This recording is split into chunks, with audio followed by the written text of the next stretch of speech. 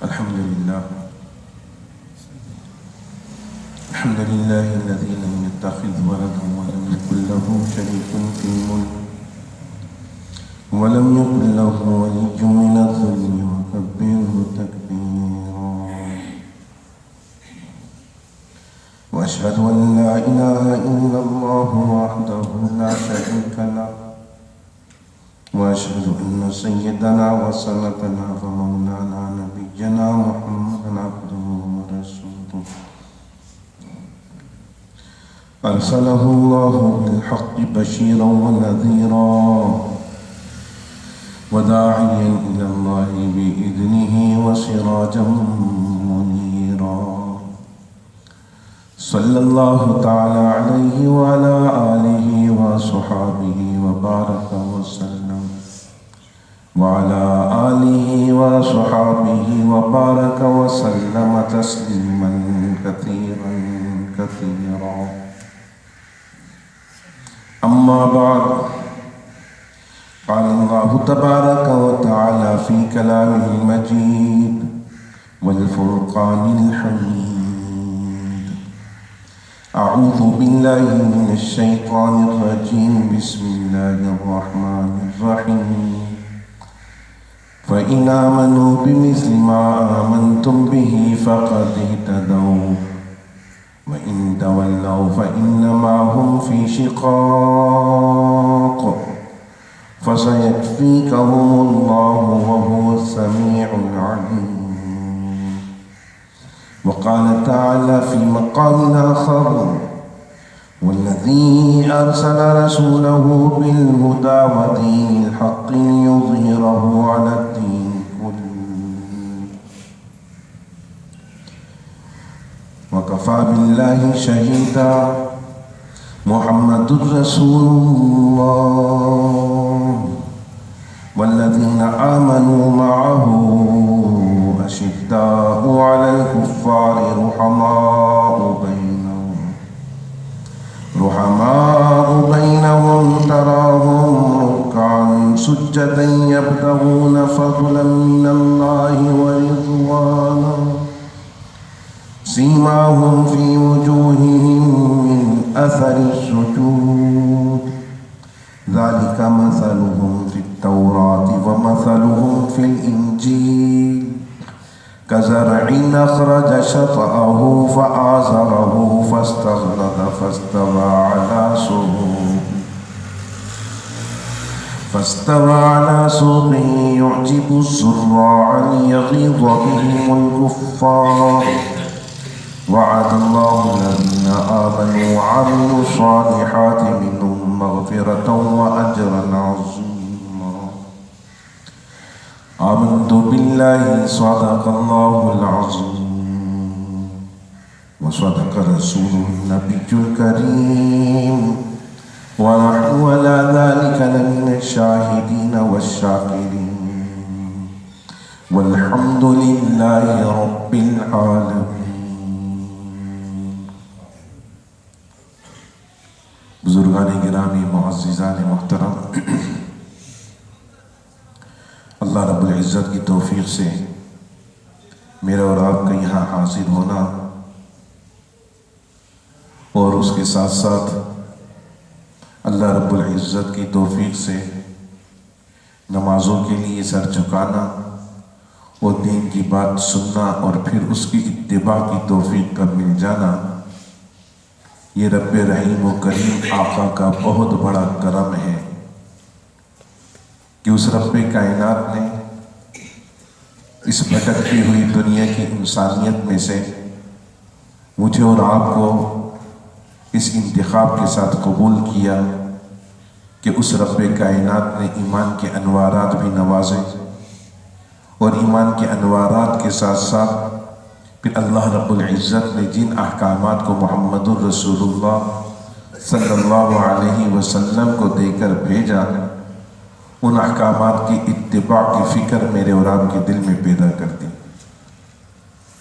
یہ سب اللہ کی توفیق سے ہے اور اللہ کے راستے میں نکلے ہوئے لوگ جو دین کے داعی بن کر امت محمدیہ کی فکرات لے کر قدم قدم پر امت مسلمہ کو نیکی کی رغبت دلانے کے لیے، اللہ کے گھر میں بلانے کے لیے اور اللہ کے دین کے ساتھ جوڑنے کے لیے فکر مند رہتے ہیں، یہ فکرات بھی اللہ کی توفیق سے پیدا ہوئی ہیں۔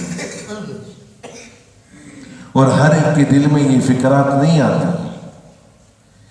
دنیا کی فکرات لے کر سب چل رہے ہیں، دنیا کے معاملات لے کر سب چل رہے ہیں کہ کس طرح میں نے اپنے آپ کو اس دنیا میں خوشحال بنانا ہے، کس طرح اس دنیا کے دھندوں میں پھنس کر اپنے آپ کو دنیا کی کمائی میں لگانا ہے، دل میں دنیا کی رغبت پیدا کر کے اپنے آپ کو اس رغبت کے ساتھ جوڑ کر صرف دین سے دوری کا ذریعہ بنے ہوئے ہیں، اللہ رب العزت کے احکامات سے غفلت برت رہے ہیں، اور اللہ رب العزت کے احکامات سے جہاں غفلت برتی جا رہی ہے وہاں اللہ رب العزت کے دیے ہوئے میرے اور آپ کے اوپر جس کو انعام کہا جائے اس دین کو، اس دین سے اپنی بے رغبتی اختیار کر کے چل رہے ہیں۔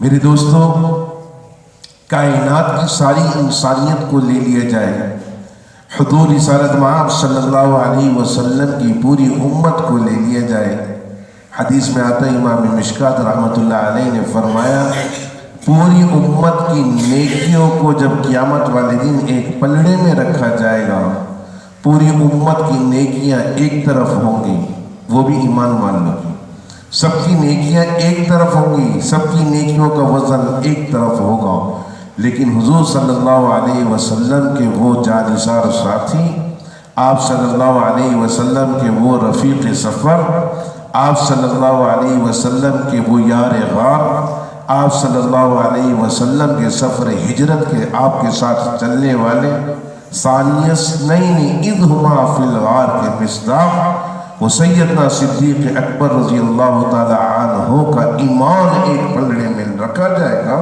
تو ان کا ایمان زیادہ بھاری ہوگا۔ پوچھا کیوں؟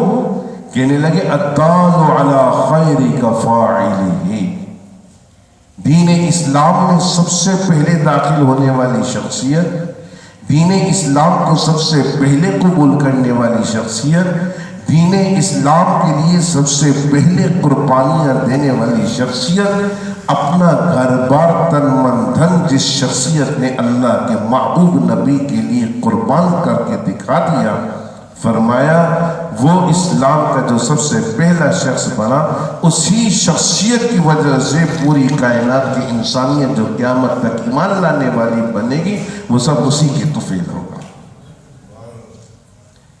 کیونکہ سب سے پہلے تصدیق جس نے کی ہے وہی اس کا حقدار بنا۔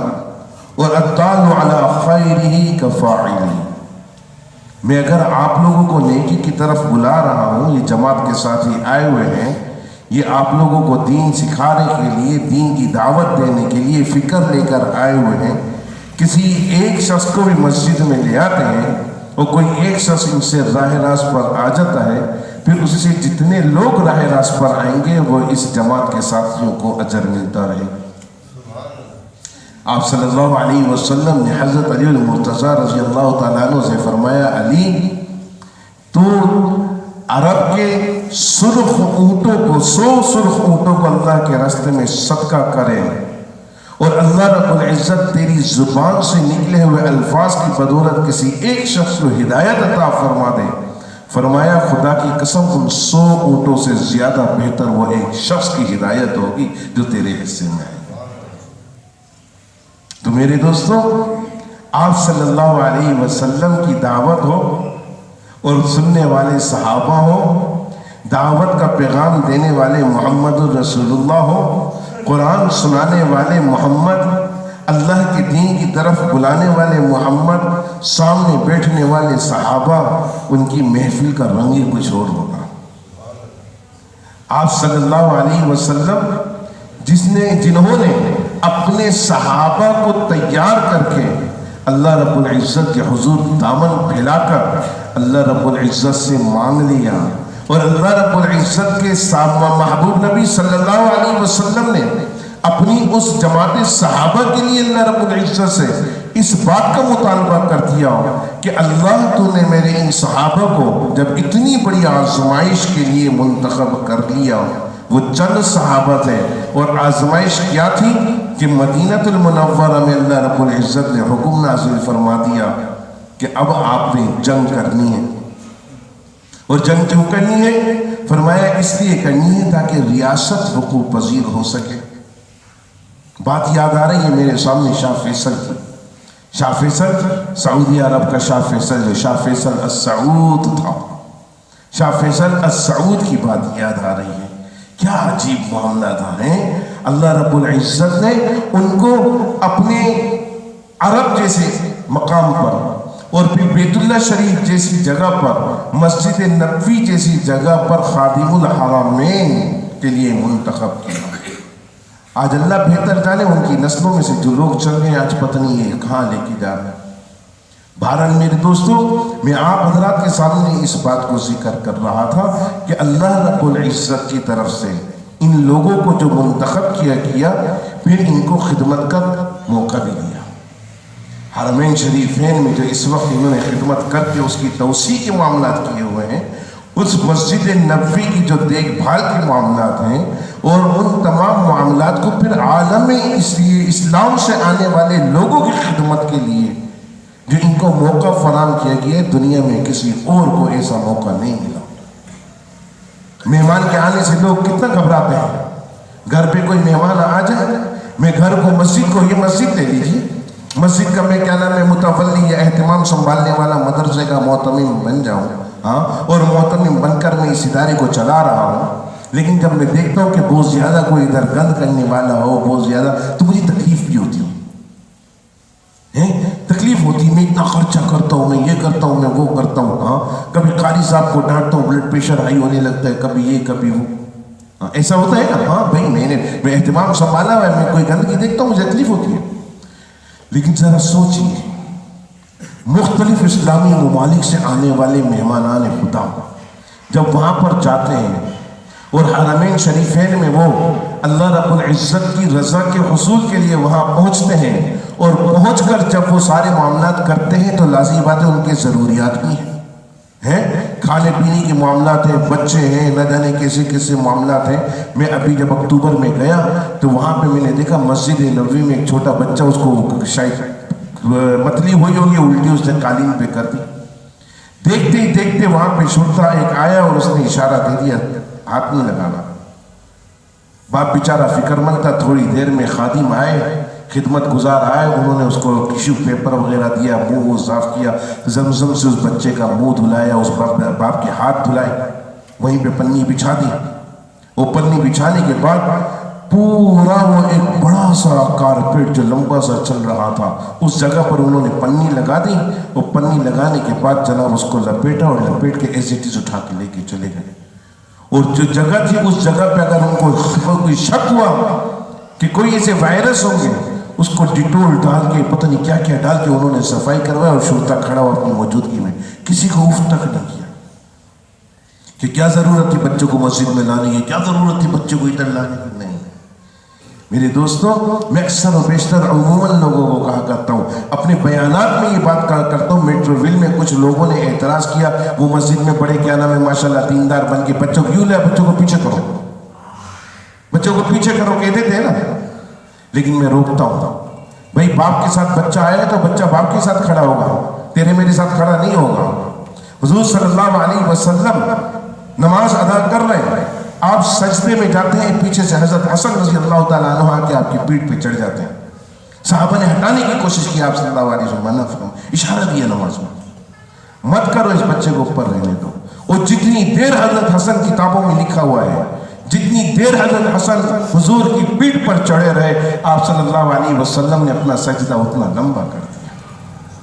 تو میرے دوستو، بچے مسجدوں میں آئیں تو ان کو روکو نہیں، ہمیں سکھانے کا حکم ہے کہ ہم سکھائیں ان بچوں کو، ان کی تربیت کریں ان بچوں کو۔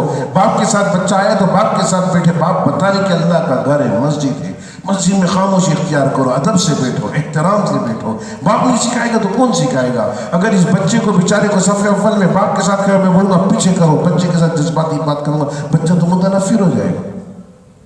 اس کا خیال رکھنا ہے ہمیں۔ تو یہ اللہ رب العزت نے ان کو خدمت کی توفیق عطا فرما. یہ اللہ رب العزت کی طرف سے ان کے لیے انتخاب کیا.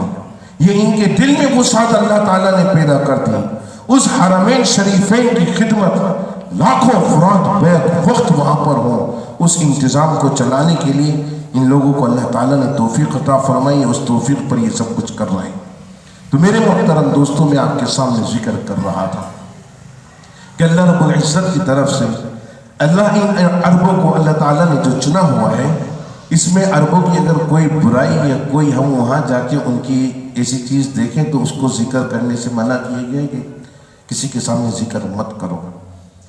اور صرف یہی نہیں ہے کہ میں عربوں کے لیے، بلکہ عام مسلمانوں کو بھی حکم ہے کہ اگر اپنے بھائی کا کوئی عیب دیکھا ہے، اپنے مسلمان کی کوئی کمزوری، کسی قسم کی کوئی اس کی نادان حرکت تم نے دیکھ لی ہے، تو اس کا چرچا کسی کے سامنے عام نہ کرو.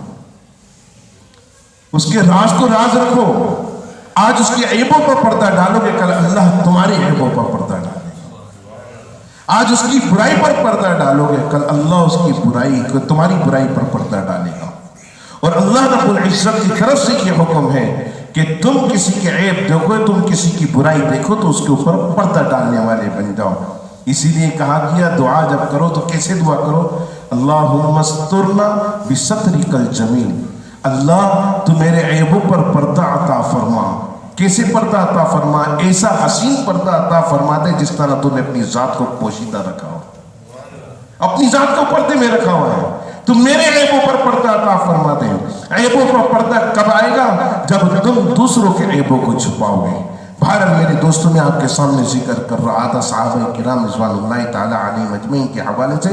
شاہ فیصل کی بات تو رہ گئی، چلیے وہ پھر کبھی سنا دوں گا. اللہ رب العزت نے اپنے محبوب نبی صلی اللہ علیہ وسلم کے ذریعے اس جماعت کو تیار کروایا، اور اس جماعت کے لیے اللہ رب العزت سے محبوب نبی صلی اللہ علیہ وسلم نے اس جماعت کے لیے دعا کی.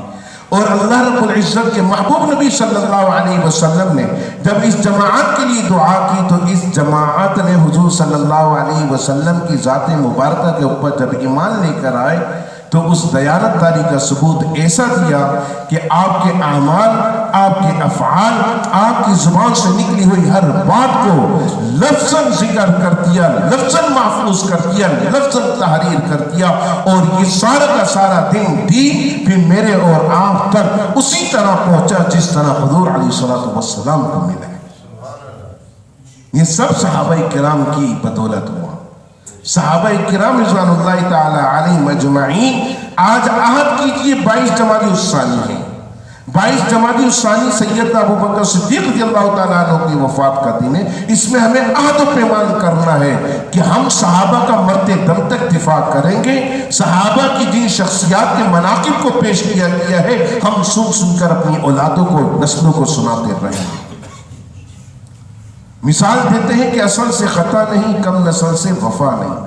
کہا جاتا ہے نہیں کہا جاتا؟ آپ لوگوں نے سب نے سنی ہو، کئی کیا نام ہے لوگوں نے اپنی بیٹھکوں پہ لکھا ہوتا ہے اصل سے خطا نہیں، کم نسل سے وفا نہیں. کیا مقصد ہے؟ فرمایا جو اصل خاندانی لوگ چل رہے ہوتے ہیں نا، اور جن کا حسب نسب معلوم ہوتا ہے نا، وہ پھر غلطیاں نہیں کرتے، وہ خطائیں نہیں کرتے. اور جب وہ خطائیں نہیں کرتے تو ان کے ساتھ بے وفائی بھی نہیں ہوتی. سمجھے؟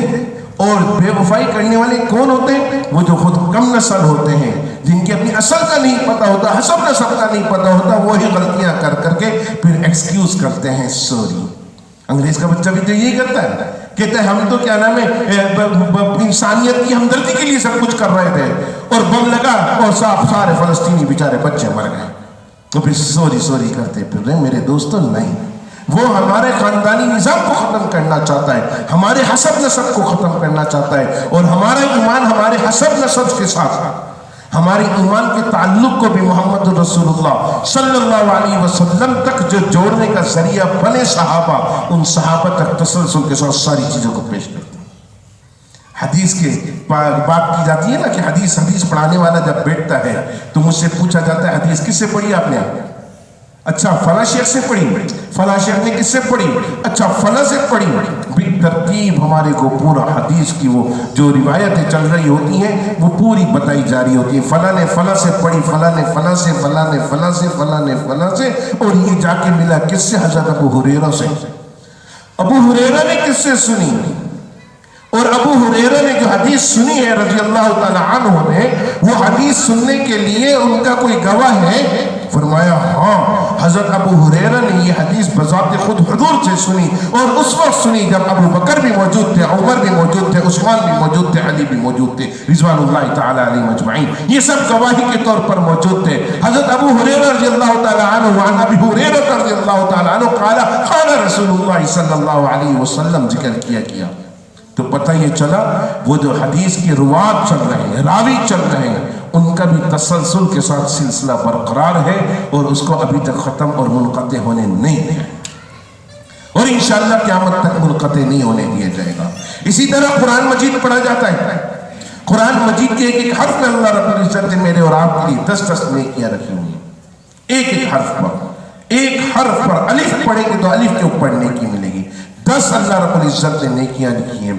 और मैं जिस अल्फाज के साथ कुरान को पढ़ रहा हूँ, उन अल्फाज की अदायगी जो हो रही है, ज़ालिकल किताबु ला रैब फ़ीह हुदल लिल मुत्तक़ीन अल्लज़ीना युमिनूना बिल ग़ैबि व युक़ीमूना अस्सलाता व मिम्मा रज़क़नाहुम युनफ़िक़ून।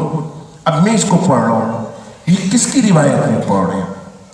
हम जो पाकिस्तान एशियाई खित्ते के लोग पढ़ते हैं, सऊदिया वाले पढ़ रहे हैं, इमामुल हरमैन पढ़ रहे हैं, मस्जिद नबवी के इमाम पढ़ रहे हैं, दूसरे तीसरे जितने भी लोग पढ़ रहे हैं, वो सारे रिवायत हफ्स के नाम से ये रिवायत है। उनकी रिवायत के मुताबिक कुरान के इन अल्फाज को इस तरह अदा करके मैं और आप पढ़ते हैं तो कहते हैं ये रिवायत हफ्स है। वो रिवायत हफ्स की तरतीब आज जिस कारी से पढ़ा जाएगा वो बड़ा कारी बताएगा, फला कारी से मैंने पढ़ा, फला कारी से उसने पढ़ा, फला कारी से उसने पढ़ा, और जाके ये मिला रिवायत हफ्स के साथ जो इसके मौरिद थे। उन्होंने जब इसको पढ़ने का अंदाज बताया, उनसे पूछा आपके पास कहाँ से पहुँचा? उन्होंने कहा मैंने हज़रत उस्मान रज़ियल्लाहु ताला अन्हु से सुना। हज़रत उस्मान ने किससे पढ़ा? कि बज़ात खुद हुज़ूर अलैहिस्सलातु वस्सलाम से पढ़ा। तो ये तसलसल मेरे दोस्तों, ये तसलसल मैं आपके सामने क्यों जिक्र कर रहा हूँ? ये तसलसल मैं इसलिए जिक्र कर रहा हूँ कि ये तसलसल मेरे और आपके ईमान का हिस्सा है। सहाबा किराम रिज़वानुल्लाहि ताला अलैहिम अजमईन के मनाक़िब पेश करना मेरा फर्ज बनता है, उनके हवाले से गुफ्तगू करना फर्ज बनता है, लेकिन उनके हवाले से गुफ्तगू को जोड़कर मेरा और आपका तसलसल उनके साथ जाकर मिले, मेरे और आपकी ईमान के अंदर ताजगी और फरहत महसूस करने के लिए अनवारात का पैदा करना, ये इस तसलसल को जारी करने का जरिया है। मेरे दोस्तों, ये अल्लाह रब्बुल इज़्ज़त की तरफ से अब मेरे और आपके पास ये सारी चीज़ें होनी चाहिए कि मेरे और आपके पास ये ईमान का प्रूफ कहाँ से आया। ये ईमान में और आप अपने आप को ईमान वाला बना रहे। ये नमाज का तरीका मेरे और आपके पास आया। आज लोग इख्तिलाफ करते नहीं, नमाज हाथ उठा के पढ़ी जाए, बार बार हाथ उठाया जाए, यहाँ बांधा जाए, यहाँ बांधा जाए। मेरे दोस्तों, इसमें किसी किस्म का कोई इख्तिलाफ नहीं, नमाज सबकी हो रही है, नमाज सबकी हो रही है। फर्क मेरे और आपके समझने का है। मिसाल दूंगा और फिर समझाऊंगा। मैं और आप हज और उम्रे पर जाते हैं, बहुत से ऐसे लोग हैं बाल नहीं कटवाते हैं, जुल्फे रखी हुई होती हैं तो बाल तरशवा लेते हैं। कुरान में अल्लाह रब्बुल इज़्ज़त ने वाज़ेह तौर पर इरशाद फरमा दिया कि तुम चाहो हलक करवा लो या मुक़स्सिरीन रुऊसकुम, या अपने सरों का कसर करवा लो बालों का, तुम्हारा हज उम्रा अदा हो गया।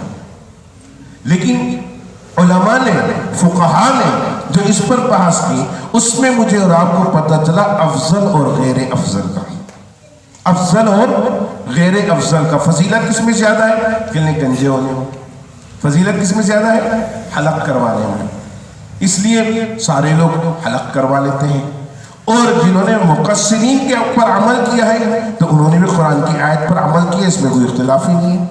इसी तरह आप सल्लल्लाहु अलैहि वसल्लम की नमाज पढ़ने के तरीके में कोई अगर इस तरह पढ़ रहा है, ये कोई हाथ उठा के बार बार पढ़ रहा है, कोई किसी भी तरह पढ़ रहा है, हुज़ूर सल्लल्लाहु अलैहि वसल्लम का तरीका है, आप सल्लल्लाहु अलैहि वसल्लम के बताए हुए तरीके के मुताबिक पढ़ रहा है, पढ़े, नमाज की इजाजत है, किसी किस्म की मुमानियत नहीं है। लेकिन आप सल्लल्लाहु अलैहि वसल्लम के आखिरी लम्हात फिर सहाबाए किराम का तवातुर देखा जाएगा। सहाबाए किराम रिज़वानुल्लाहि ताला अलैहिम अजमईन ने किस चीज को अपनाकर आखिर वक्त में हुजूर सल्लल्लाहु अलैहि वसल्लम को जो देखा, और आप सल्लल्लाहु अलैहि वसल्लम आखिरी जो नमाजें पढ़ते रहे वो किस तरीके पर पढ़ते रहे, वो आप सल्लल्लाहु अलैहि वसल्लम ने इस तरह पढ़ा। और बाकायदा हदीस में मौजूद है कि आप सल्लल्लाहु अलैहि वसल्लम ने फरमाया बार बार अल्लाहु अकबर पर हाथ न उठाओ, हाथ एक दफा उठाने का हुक्म है उस वक्त जब तकबीर तहरीमा कही जाए। और तकबीर तहरीमा उसको कहा जाता है कि तुम नियत करके अपने हाथों को जब बांध लेते हो तो तुम्हारे ऊपर दुनिया के सारे कामकाज, दुनिया की सारी सोचें, दुनिया के सारे मामला, दुनिया का हर एक से मिलना मिलाना अब तुम्हारे ऊपर हराम हो चुका है। तकबीर तहरीमा कह के तुमने वाज़े कर दिया है कि अब मैंने अपने आप को बांध दिया है अल्लाह के हुक्म से, अल्लाह के आगे खड़े होकर अपनी ख्वाहिशात को, अपनी दुनियावी गुफ्तगू को, अपनी दुनियावी चाहत को, अपने दुनियावी ताल्लुकात को सबको मैं ख़त्म कर चुका हूँ। सबको लपेट के अब मैं अल्लाह के आगे हाथ बांध कर खड़ा हो चुका हूँ। मेरी तवज्जो अल्लाह की ज़ात पर, मेरी निगाहें अल्लाह की ज़ात पर, मेरा कलाम अल्लाह के साथ, मेरा झुकना अल्लाह के लिए, मेरा अल्लाह की हम्द सना पेश करना ये सिर्फ अल्लाह की ज़ात के लिए है। अब दुनिया व मा फीहा से मेरा कोई ताल्लुक नहीं है। अब जब हुजूर अलैहिस्सलातु वस्सलाम की इस हदीस को मैं पढ़ता हूँ तो पता ये चलता है आप सल्लल्लाहु अलैहि वसल्लम के वफात के वक्त वो सहाबाए किराम जो आपकी इब्तिदाई दौर में दीन की तबलीग लेकर दूसरे शहरों की तरफ जा चुके थे, दीन की दावत में मसरूफ़ अमल रहे, यहाँ तक कि आप सल्लल्लाहु अलैहि वसल्लम का रहलत का वक्त आ जाता है। और जब आप सल्लल्लाहु अलैहि वसल्लम की रहलत की खबर उन तक पहुँचती है तो वो दौड़े दौड़े मदीना आते हैं और आप सल्लल्लाहु अलैहि वसल्लम की ज़ियारत करने के लिए आपके आखिरी लम्हात के बाद जब आपको कब्र के हवाले किया जा रहा है उससे कबल वो आए तो उनमें से कुछ सहाबा को देखा उन्होंने गिरेबान खोला हुआ है, कुछ सहाबा को देखा नमाज हाथ उठाकर पढ़ रहे, कुछ सहाबा को देखा इस तरह नमाज पढ़ रहे।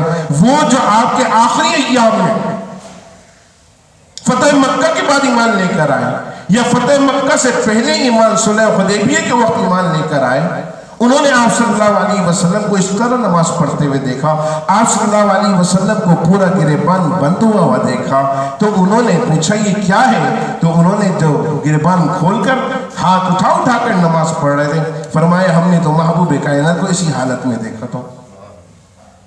उन्होंने कहा हमने तो कभी नहीं देखा।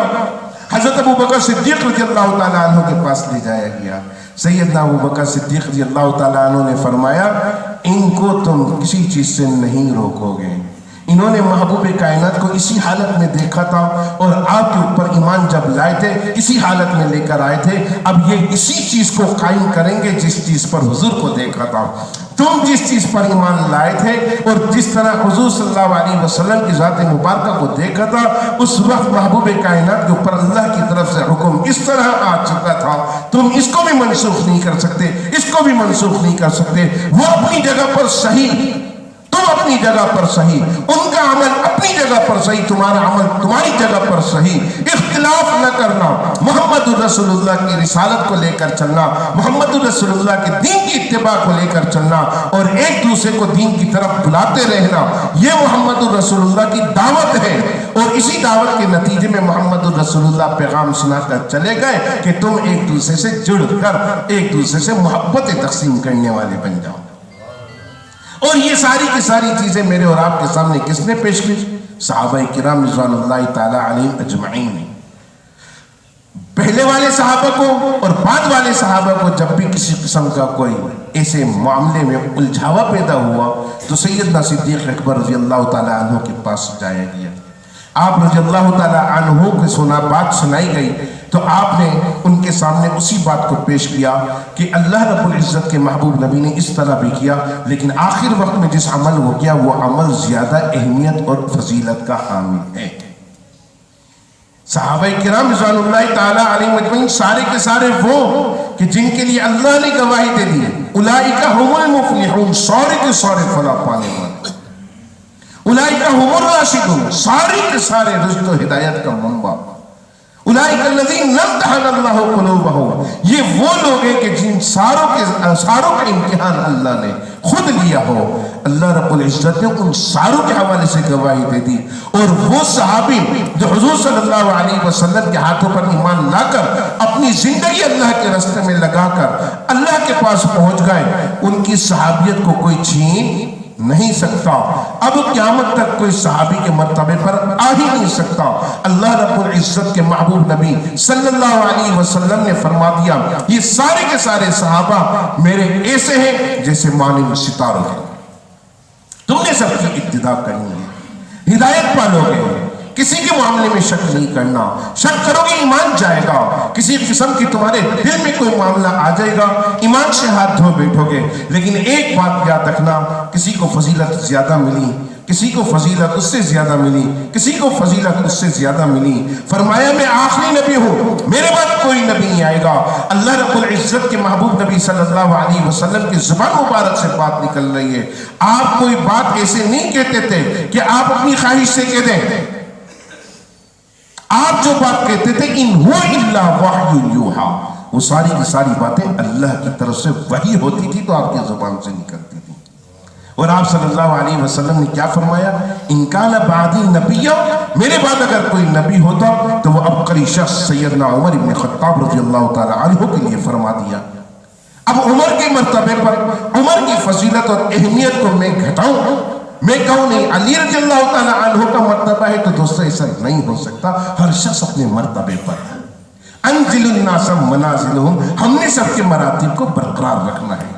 اور پھر سیدنا ابو بکر صدیق رضی اللہ تعالیٰ عنہ کہ جن کے بارے میں حضور رسالت صلی اللہ علیہ وسلم اپنے آخری ایام میں فرما رہے ہیں کہ میں تمام مسلمانوں کا حق ادا کر کے، ان کے احسان کا حق ادا کر کے جا رہا ہوں الا ابا بکر، لیکن ابو بکر تیرا حق ادا نہ کر سکا، تیرا حق میری طرف سے قیامت والے دن بذات خود اللہ ادا کرے گا۔ میرے دوستو، جس ابو بکر کی یہ فضیلت ہو تو پھر اس ابو بکر کی کیا کہنے ہیں؟ اللہ رب العزت کے محبوب نبی صلی اللہ علیہ وسلم کے صحابہ کا مقام اپنی جگہ ہے، لیکن ابو بکر صدیق رضی اللہ تعالی عنہ کے کندھوں پر نبوت جو چل کے گئی وہ کسی اور کو نصیب نہیں ہوا۔ وہ ابو بکر ہی تھے کہ جن کو یہ اللہ تعالیٰ کی طرف سے فضیلت اور شرف حاصل ہوا کہ سیدنا ابو بکر صدیق رضی اللہ تعالیٰ عنہ محبوب کائنات کو اپنی ٹانگ پر سلاتے ہیں، محبوب کائنات کو اپنی ٹانگ پر سلاتے ہیں، محبوب کائنات کو اپنے کندھوں پر اٹھاتے ہیں، اور محبوب کائنات سرور دو عالم صلی اللہ علیہ وسلم جب اپنی نبوت کا پیغام سنانے کے لیے ایک مرتبہ ایسا ہوا کہ آپ کے اوپر جب نبوت کا نزول ہوا آپ پریشانی کی حالت میں کہ کس سے بات کرو، اس وقت ابو بکر سے بات کی تو ابو بکر نے بغیر دلیل کے آمنا وصدقنا کہا، تو اللہ رب العزت کی طرف سے یہ شرط کسی اور کو حاصل ہوا نہیں ہوا۔ دوستو، یہ ابو بکر صدیق رضی اللہ تعالی عنہ ہی تھے۔ دنیا میں نام تو صدیق کئیوں کے ہوں گے، لیکن صدیق اکبر کا لقب جو ابو بکر کو دیا گیا تھا وہ صرف ابو بکر کے ساتھ خاص رہے گا۔ فاروق تو دنیا میں بہت بنیں گے، عمر تو بہت بنیں گے، لیکن عدل و انصاف کو قائم کر کے حق و باطل کے فرق کو واضح کرنے والا اگر فاروق کوئی بنا ہے تو وہ عمر بن خطاب ہی بنیں گے۔ اللہ رب العزت کی طرف سے دنیا میں مالدار بہت آئیں گے، دنیا میں نہ جانے کیسے کیسے مالدار اپنی مالداری کے زمرے پر سخی بھی کہلائیں گے، اپنی مالداری کے زمرے پر نہ جانے کیسے کیسے لوگوں کی خدمت کرنے والے فلاحی داری کرانے والے رہیں گے، لیکن غنی ہونے کا لقب صرف عثمان ذی النورین کو ملے گا۔ میرے دوستو، صحابہ کرام رضوان اللہ تعالی علیہم اجمعین کی زندگیوں کو پیش کر کے میں اور آپ اپنے ایمان کی اس سلسلے کو برقرار رکھنا چاہتے ہیں کہ میرا اور آپ کا ایمان کس سے جا کے ملتا ہے، میرے اور آپ کا ایمان کا پروف کس سے ملتا ہے، میرے اور آپ کے ایمان کا ثبوت کس سے ملتا ہے۔ صحابہ کرام رضوان اللہ تعالی علیہم اجمعین نے اگر ایک نے ہاتھ اٹھا کر اللہ اکبر پر نماز ادا کی ہے تو دوسرے صحابی نے بغیر ہاتھ اٹھائے نماز پڑھ کر اس صحابی کے لیے اختلاف برپا نہیں کیا۔ امام شافعی رحمۃ اللہ علیہ کہ جن کے نزدیک ہاتھ اٹھا کر نماز پڑھی جاتی ہے، بار بار ہاتھ اٹھاتے ہیں امام شافعی رحمۃ اللہ علیہ۔ امام شافعی کا مسئلہ ہے، امام شافعی رحمۃ اللہ علیہ جب مدینے میں وہ حضرت امام ابو حنیفہ رحمۃ اللہ علیہ کی قبر کے قریب سے گزر رہے ہیں، نماز کا ٹائم ہو گیا تو امام شافعی رحمۃ اللہ علیہ کے ساتھ ان کے رفقا بھی ہیں اور ان کے مریدین بھی ہیں. امام شافعی رحمۃ اللہ علیہ نماز پڑھتے ہیں ہاتھ نیچے رکھ کے اور کسی تکبیر پر بھی ہاتھ نہیں اٹھاتے. لوگوں نے کہا حضرت یہ کیا ہو گیا آپ کے ساتھ؟ کہنے لگے مجھے حیا آتی ہے کہ جس شخص کے مسلک پر ہاتھ اٹھانا، ہاتھ نہ اٹھانے سے ہاتھ اٹھانے سے بہتر ہے، تو میں اس شخص کی قبر کے قریب کیسے ہاتھ اٹھا کے نماز پڑھوں. تو میرے دوستو، نماز تو ہونی ہے. ہم نماز کس کے لیے پڑھتے ہیں؟ زور سے بولو. اللہ کے لیے پڑھتے ہیں. جب اللہ کے لیے پڑھتے ہیں تو پھر مسلمان میں اختلاف نہیں ہونا چاہیے. صحابہ کرام کی مناقبت کو پیش کرنا، صحابہ کرام کی شخصیات کا ذکر کرنا، صحابہ کرام کے اچھے اعمال کو پیش کرنا، یہ بھی عبادت کے زمرے میں آتا ہے. میرے اور آپ نے ایک دوسرے کے سامنے ان تذکروں کو زندہ کرنا ہے، ان تذکروں کو اجاگر کرنا ہے، اپنی نسلوں کو بتانا ہے.